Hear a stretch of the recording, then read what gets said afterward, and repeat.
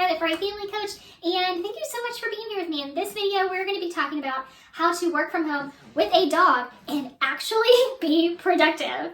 So we're going to start out with 5 tips for working from home with your dog and actually being productive.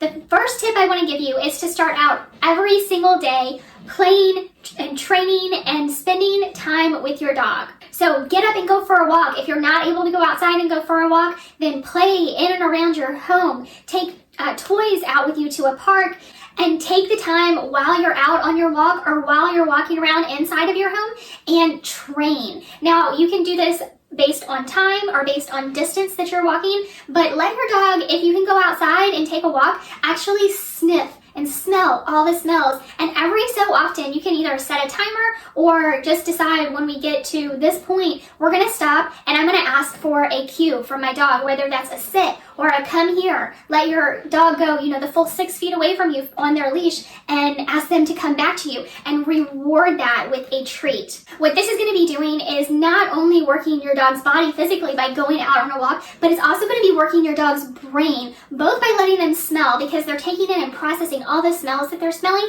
and their brain works really hard to do that. But you're also going to interrupt that and ask them for a cue, which is going to work their brain even harder. And what we know is that a tired dog is a good dog, so we're really going to engage them and work their brains as much as possible in the morning, first thing. Now, once you're done with your walk or your play session, or both, then we're going to be talking about having breakfast, both for you and for your dog. And when we feed our dog breakfast, whatever it is that you feed, I highly encourage you not to feed it in a bowl. Again, we want to use our dog's brain, whether that is scattering food around, using a snuffle mat, taking their food and actually freezing it the night before inside of a Kong, or maybe even hiding their food around your home so they actually have to go on a scavenger hunt to find it. That might be a little bit advanced, but if you work with your dog on this trick, maybe on the weekends, then you can get them to do it during breakfast time, and that way you can go ahead while your dog is eating and spending that time not just relaxing the body after all the play and walking that they did,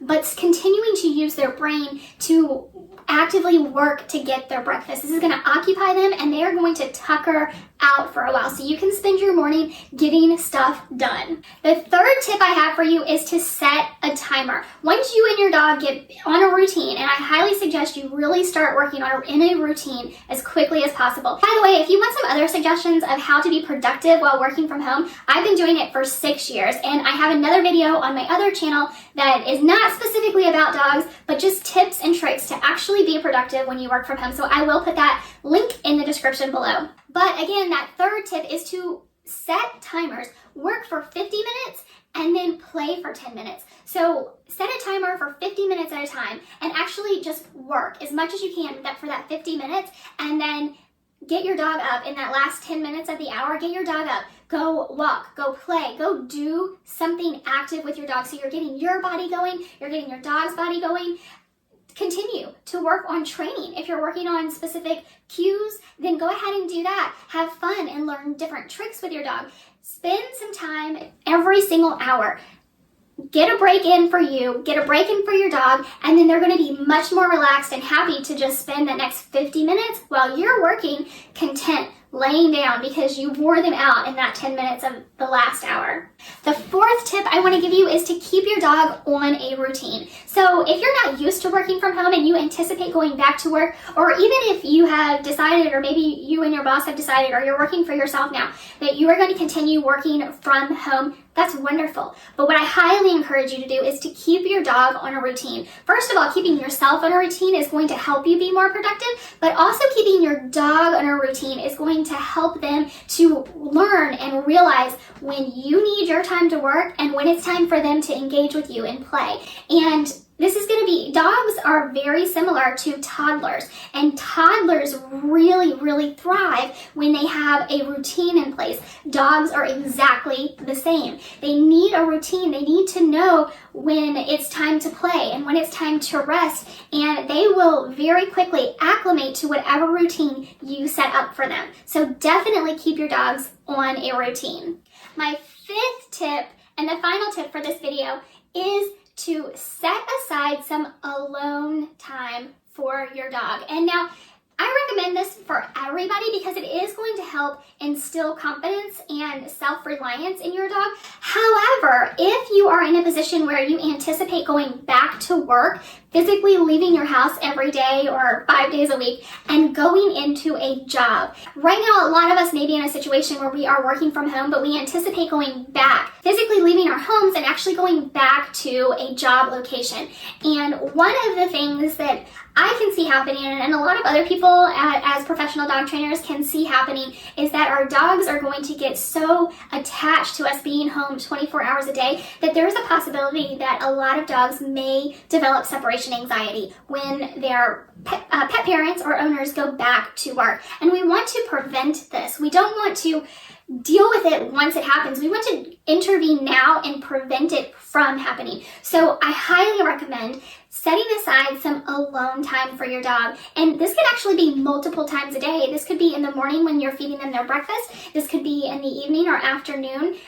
Just have a space, a safe space for your dog. Not necessarily a crate. Not all dogs like crates, but have them in another room away from you for, 45 minutes or an hour at a time, maybe once or twice a day. And that's going to be okay. Your dog is going to get used to it. Give them something to occupy them in another room away from you, whether that is, again, a Kong that's filled with their food, or a Kong that you filled with treats, or maybe you put down a puzzle for them to do. Some sort of interactive play that you can provide to them, and let them be on their own. Let them relax and just enjoy relaxing on their own in another room. Maybe you can put on some relaxation music just for your dog in another room and let them take a nap in the afternoon away from you in another room. What the key thing here is to let them spend some time alone every day. And this is going to help them realize that while they want you around all the time, they don't have to have you there 100% of the time, 24 hours a day. This is going to be very beneficial and healthy for them to spend some time alone away from you. So I know I told you at the beginning of this video that I have 5 tips for you, but I actually have 2 bonus tips that I want to provide you. And the first one is that if you have other people in your home, especially other people who are maybe working in the home when they normally wouldn't be, have your dog split their time between the 2 of you and incorporate their alone time still, but this is going to help them not develop any fixation on one person or the other. And the second bonus tip is to spend some time every day grooming your dog. This is another really great bonding experience, but something a lot of people may be overlooking, especially dogs that tend to go to the groomers regularly. Don't forget to groom your dog every day, whether that's just brushing their coat, maybe brushing their teeth, or maybe you do that every day, maybe you only do it every few days, whatever it is. Make sure you don't skip any of that. Make sure you are bathing them regularly. Make sure that you are trimming their nails regularly. And I have some other tips in my grooming video series, which I will post a link below to that. If you are struggling to figure out how to groom your dog, how maybe the best shampoo to use, or how to trim your nails, I have a video on how to do that for beginners. And some of these tips are going to be very beneficial and helpful for you, so I will link those videos in the description below. So with that, I'm going to go ahead and end this video. I really hope that these tips are going to help you and your dog while you're working from home. And if you're going to put any of these into place, or